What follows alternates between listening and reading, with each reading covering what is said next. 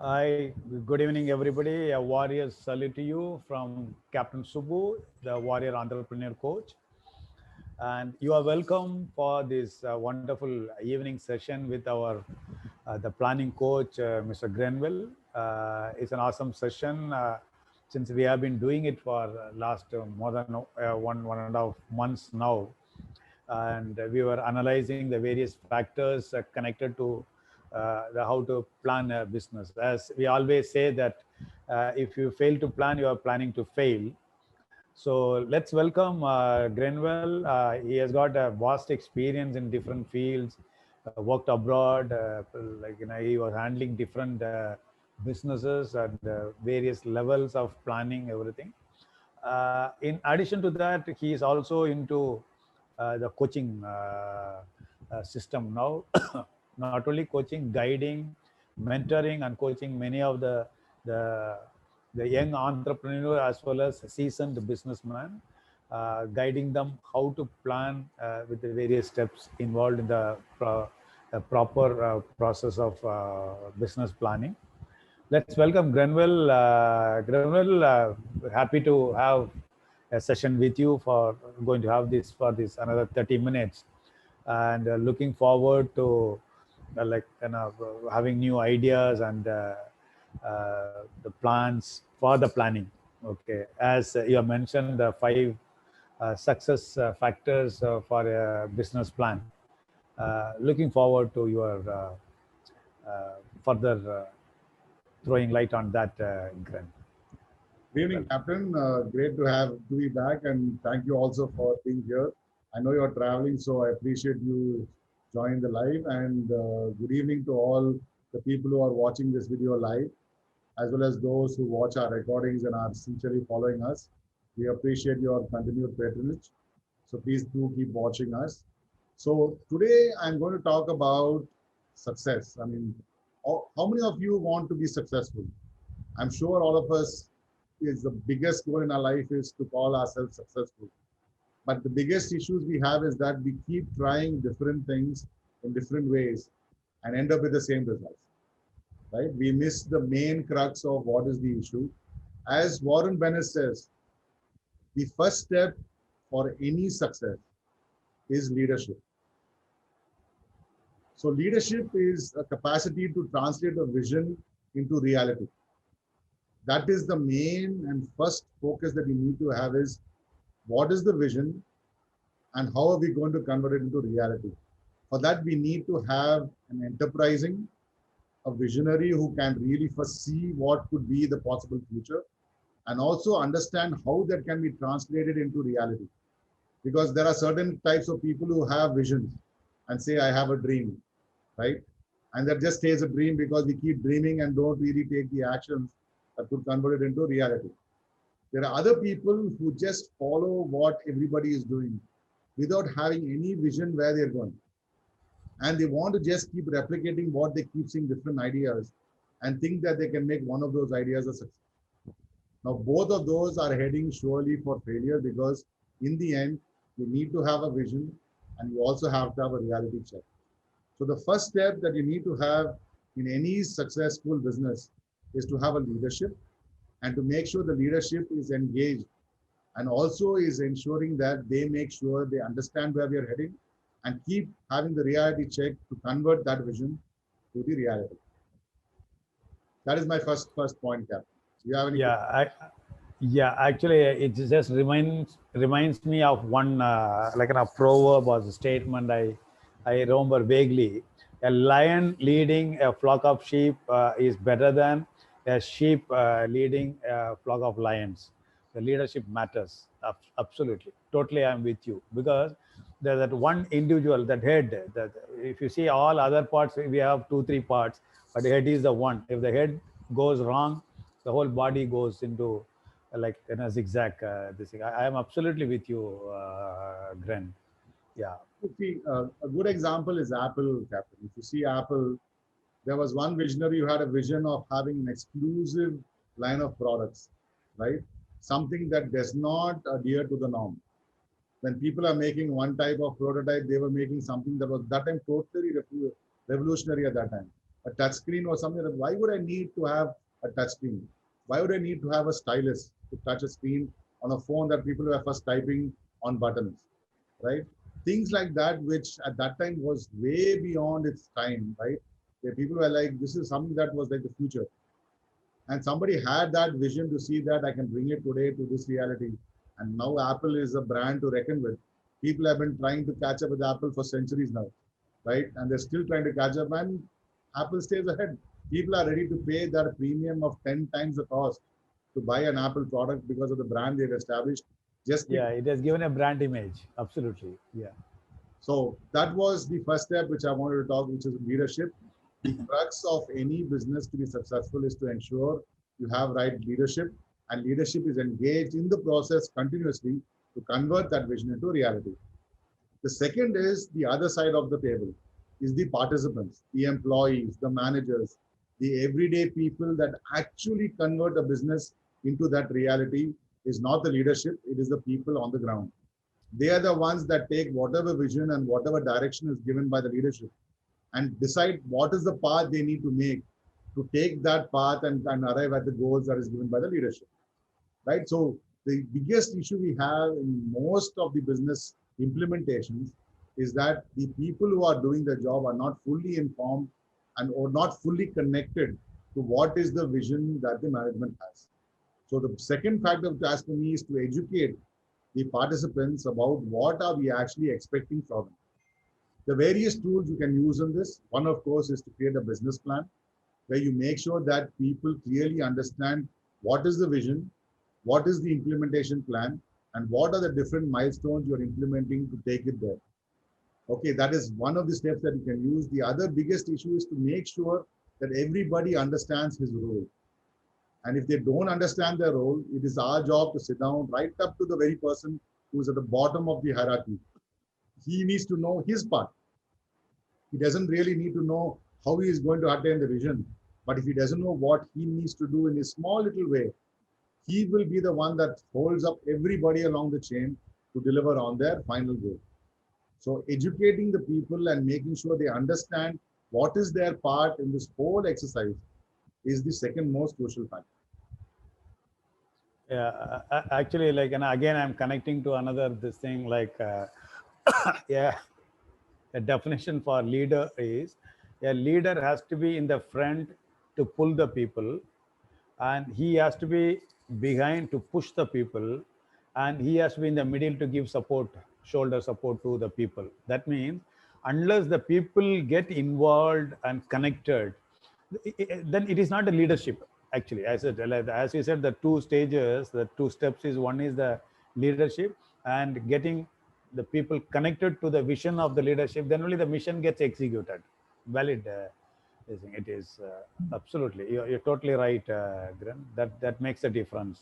Yeah. So taking an example of what has happened in my earlier organization, I remember that we were implementing a new planning process, and I kept on having questions from the sales team saying, what is the value in doing planning? In any case, it is going to change, right? If I make a plan today, the market reality is going to be different a month from now. So why do I need to even forecast my sale? As the orders come, you make it and take it forward. It took quite a while to sit down with them and make them see the bigger picture, because they were looking at their small little world where things change every day, and they don't see the actual value of the planning work that is put in the front. So we sat down with them and explained the bigger picture, saying, this is what the end goal is to be received. And the information you give me, albeit is not fully accurate, will be sufficient for us to do the planning piece, which could help us make our delivery better. So education of the people is very critical. Exactly. And the third part is to make sure that whatever decisions we are taking is grounded in financial reality, which means that any decision we take should reflect in a profit. Because in the end, we are all in business. I think we sometimes have this misconception that we should not talk to the customer about profit because profit is a bad word. But even the customer is in the business to make a profit himself. So how can he expect you as a supplier to him to make a loss? So I do not believe that talking about profit to the customer is a bad thing. I think everybody needs to know good profit or reasonable profit is to be made by the right way, in the right context, and at a cost for the service you provide. So just like that, every decision you're taking, whether it is like getting a new supply or buying a new equipment or hiring more manpower, all of them need to be grounded in a fact is that does this make profitable financial sense? So what you need to do is every time you're taking a large decision or even a small one, you come back to the drawing table and say, is this connected to the financial goals I have set for my organization? Is this in line with the money or the target I've set for profit for my company based on the assumptions I had taken earlier? If you do that, for sure, any business will make a profit because at least you will know that you are going to absorb a loss when you're making that call. So you would be making a loss, which is actually an investment for a return on investment that could happen at a later date. So we are supposed to make sure that we ensure that everything we decide falls into the bracket of a financial decision, beside being a business decision too. An example in my earlier organization was we saw a gap between demand and supply in a period of our forecast. So we said, what are we going to do with this? 3 months down the line, we are not going to have enough product to serve the customer. So rather than telling the customer, go and find another supplier, we started raising our prices. So what would a customer do? He would automatically move certain part of his business to a cheaper supplier. Yeah, But eventually, the overall market supply itself was forecast to be less during that period of time. So eventually, he came back to his most reliable supplier, saying, I would rather, because all customers keep multiple suppliers, right? But they have one major supplier who is their most reliable and quality-wise and service-wise. So that you get the largest chunk of the business at a much higher price than you had originally planned by being able to see what is the future and making sure that you make the profit at the right time.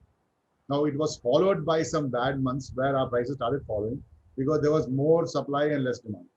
So you need to make sure that every decision you're taking goes back to the fact that am I going to make more money by taking the decision, or am I going to lose money or invest money for a period of time which will result in a positive outcome at a later period of time. So every decision you take should be grounded in your financial decision as well. Do you have any questions, yeah. Captain? Yeah, what do you say? I just reiterate. It should be a pragmatic approach towards the financial gain, because sometimes, as you said, we may feel that profit is a bad word, is an unparliamentary word. If people may think that, but then it is a gain, because in different forms. Sometimes you want to create a brand image. Yes, you may lose that gain at the cost of a brand image, but it can't be on a continuous process, because it is not only your decision is affecting your employees, your shareholders, everybody is this thing. Then you have no right, I feel, that your decision gets into a negative financial gain. Yeah, totally with that. The pragmatic approach to financial gain is a must. That's the third step. Yeah, clear. Absolutely. You're right, Captain. As you said, see, in the end, what is the value of a brand if that does not reflect in profit, right? I Exactly. mean, you can say I'm investing towards enhancing my brand, which is fine. In the end, that brand should bring you a dividend. The customer should pay you a premium for your brand, which means Exactly. more profit, right? So, which is Yeah. perfectly fine. Marketing is the cost that you should be having inbuilt into your costing model to promote your brand and your products, right? So it is a financial decision too. You are financially deciding to pay a cost which would bring down your profits for a period of time to invest to promote your brand, and then tomorrow make the best of it where it will provide you more dividends. So yeah, you're absolutely bang on there. The fourth factor here is collaboration.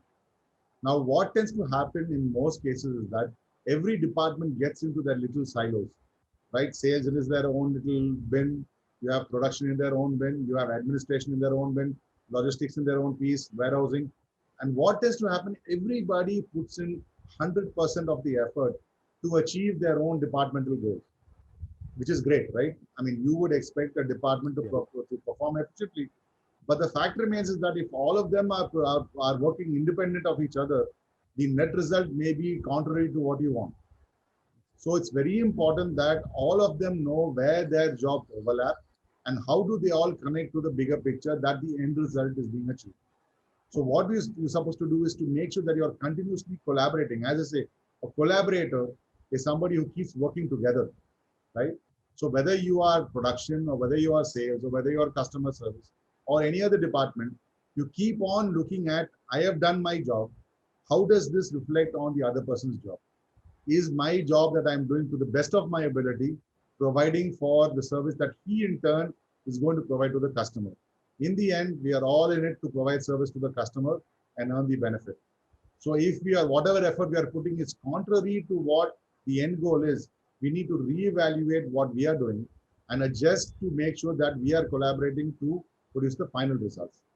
So that is my point, is that we have to ensure that we move away from this isolated bin, or we call it a siloed approach of focusing on my best performance for my department. And I have done my job, so I am done. Now, what you have not done is your problem. So as I say, in a football game, if I kick my ball, that doesn't mean my job is done, right? If somebody is falling behind, I go and help him reach the goal. That's how you make sure that you produce the profit, or you produce your end result by kicking the ball into the goal post, right? The same rules apply to business. When anybody is falling behind, the team cannot fall behind. You're supposed to jump in, take the slack, support people, and go over and beyond. What is your role, as in define your role, but not hindering somebody else's progress. Do you agree, Captain? Yeah, it is like an mind, brain, and body coordination. If any one link is not fully full-fledged, you become a handicapped person. Same way, like I said, any departments, like you have a collaboration with other businesses, but internally you need to have the collaboration. And as you said, your first and second steps, like leadership and like grounding people to the whole vision, so that it is not that only I know my vision, my departmental goal settings, whatever it is. If I know the whole overall superficial this thing, then I know how to coordinate and balancing it in the right way. That really takes the organization to the great success. It becomes a success story end of the day. Absolutely right.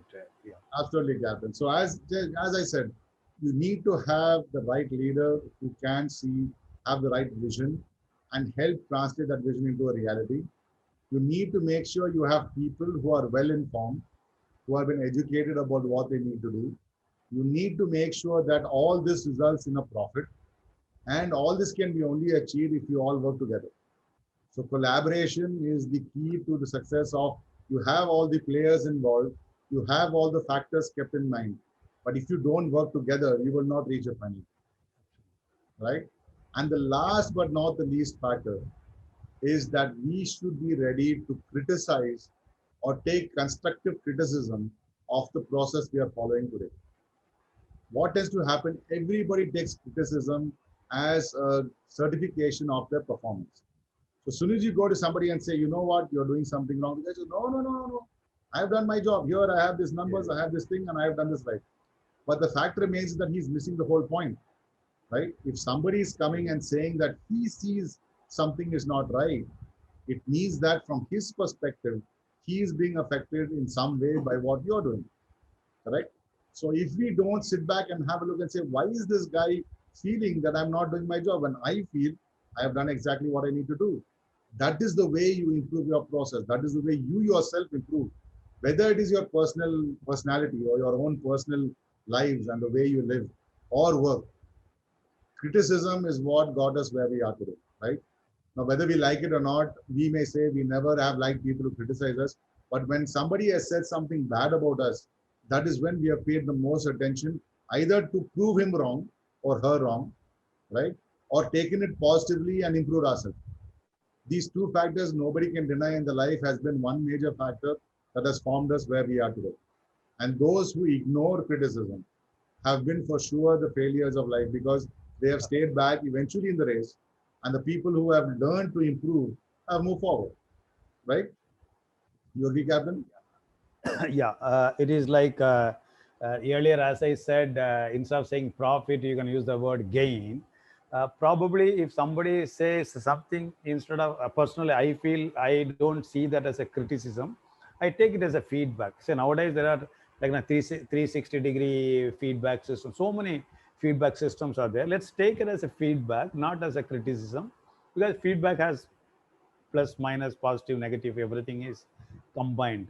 And only when I know my pluses and strengths as well as weaknesses, then I know how to add my strength and compensate my weakness and others also. So that, as you said, the coordination, the collaboration between the departments, the individuals really help in overcoming these the negative feedback rather. Absolutely right. Because that's the only way to move forward. Otherwise, we remain in the well and pulling each other's like a frog if we take it that way. Yeah, absolutely. Now, let me tell you a story in this for this specific point, just to tell you how you could get help from unexpected quarters, right? I had a production manager in one of my jobs. Okay, I was the head of customer service, and he would come every day when he does his rounds around the factory and sit with me for 10 to 15 minutes. And he would have a list of advices for me. You should do this, you should raise the price, you should stop this product, and all from his perspective of what he thought was the right thing to do from his perspective. But he's telling me how to do my job.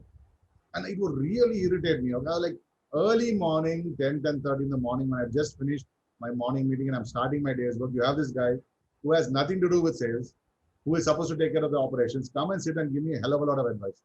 Initially, I would just get irritated, and over a period of time, I started ignoring him. I just listened to him out of courtesy, and I was thinking that this guy doesn't know what he's talking about, and I would just ignore it and go forward. Okay. But then one day I sat back and thought, why is this guy coming every single day of the week and sitting down in my room and coming and giving me advice which has got nothing to do with it? Right? I mean, it must be something strange. Why would the guy need to do this? So I sat back and I introspected and I said, this guy is actually coming out of concern. Right? Now he is seeing consequences to production, to inventory, because of decisions that the sales team and the customer service team are taking. Right?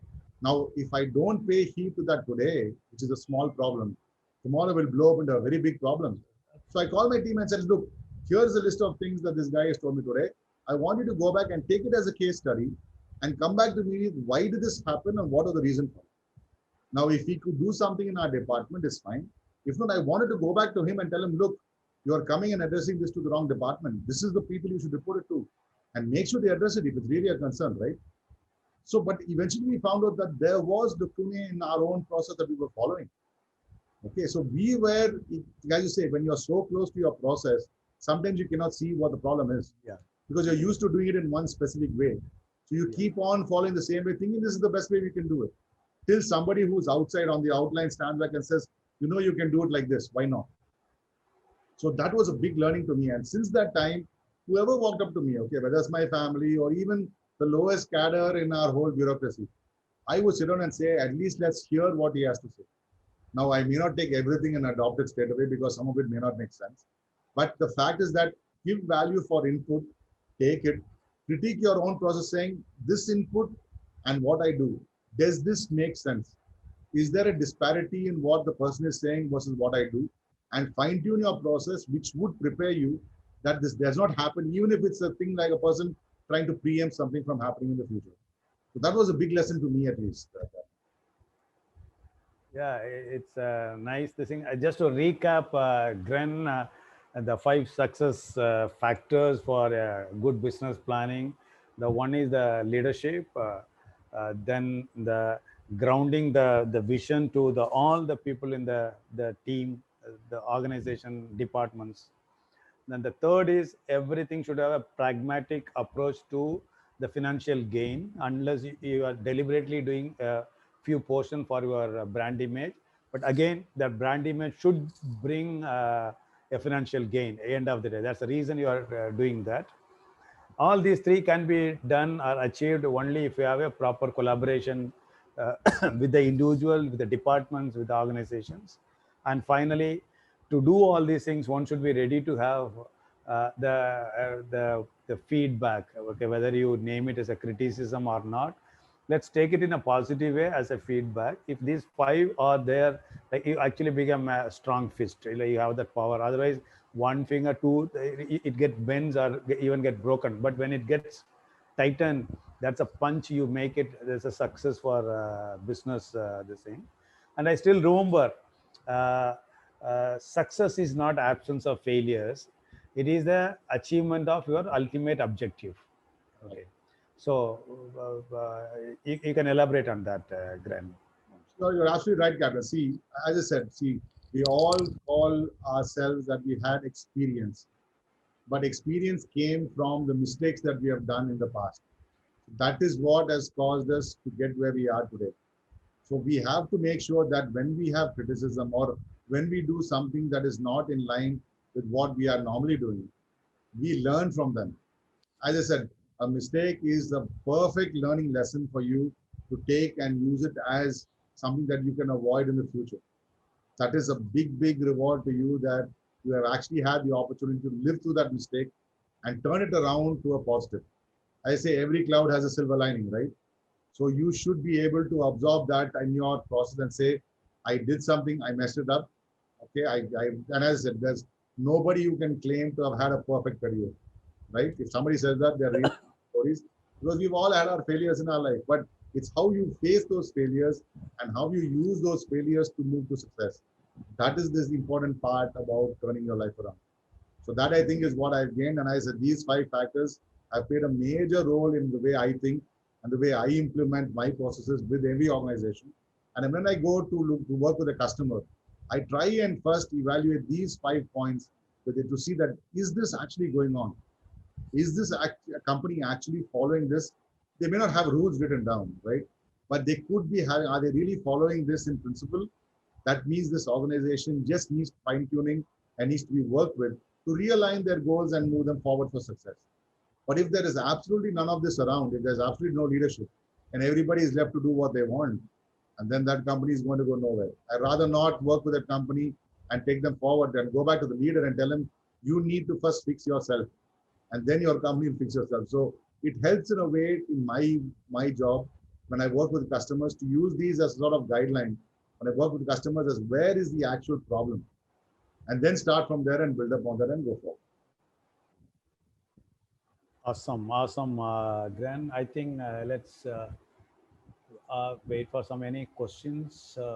Yeah. So if anybody has any questions on here who's watching the live right now, please do post them in the comments box and we'll be glad to respond to you. Okay, and if you don't have any questions, you could still leave it in the comments of our recording. We would have this both on Facebook as well as my YouTube channel, which is again Coach Grenville. Thank you, Krishna. We wish you the same too. We had a pretty difficult year last year. So I'm sure that this year, the next year would be better. And as I've heard a lot of success stories from everyone who's been through COVID across the board, that things have come out better from COVID than when we went in. So I think COVID was a wake-up call for a lot of us. So as this is going to be our last FB Live Captain and me together for this year, I join Captain in wishing you a Merry Christmas for tomorrow and a happy and prosperous, peaceful and healthy 2021. Captain, you. Thank you, Gren. And I really take this opportunity for a wonderful session. Thanking you for this wonderful session. And thanking everybody, whether watching it live or going to watch, a very happy Christmas, Merry Christmas, and a successful and prosperous 2021. Because we have, as you said, the planning makes the difference. This last 8 to 10 months of this past experience really gives a great planning for our 2021. Thanks to COVID in a positive way. Let's move forward with a positive approach.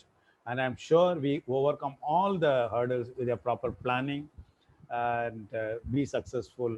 Have a great year ahead, 2021. Thanks everybody for watching this or going to watch this. And personally, Gren, wishing a very happy Merry Christmas and a prosperous New Year.